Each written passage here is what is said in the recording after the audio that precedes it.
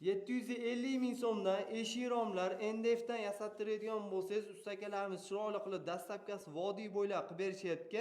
Ustaka, bu kvadrat hisoblanadimi? Kvadrat hisoblanadi. Nech pulgacha bo'ladi kvadrat? Kvadrati 700 mingdan 1,5 milliongacha bor. Uni fasollarini tanlashadi. Shu turishi nech pul endi? Shu turishi 1,5 million so'mga to'g'ri kelgan. Aha, xo'p, razmerlari? Razmerlari 90 ga 230, rezinkalari aylantirib, polni osha-mosha zamonlari 3 tadan osha-moshalar qo'yiladi. Aynaklari hamma yo'g'i ichida bo'ladi buni. Ha, mana ochib yopib ko'rsatamiz. Eng qizig'i bu dachaga qilib berishgan, albatta har xil holatda. Hozir bu 8 oy bo'libdi o'rnatilganiga. Общий nechta o'rnatildi? Общий 6 ta eshik, 7 ta rom o'rnatganmiz. Mana ko'rishingiz mumkin, hammasi o'ta go'zal bo'lib chiqqan, go'zal bo'lib. Ikki qanot eshiklarimiz mana.